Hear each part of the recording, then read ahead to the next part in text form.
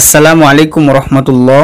সুপ্রিয় দর্শক ও শ্রোতাবৃন্দ, আজকের ভিডিওতে আলোচনা করব স্বপ্নে কিতাব বই পুস্তক দেখলে তার কি কি ব্যাখ্যা হতে পারে সে বিষয়ে। সুপ্রিয় দর্শক, ইমাম ইবনে সিরিন রাহিমাহুল্লাহ বলেন, কেউ যদি স্বপ্নে অনেকগুলো কিতাব বই পুস্তক বহন করতে দেখে তাহলে সে সম্মান এবং রাজত্ব পাবে।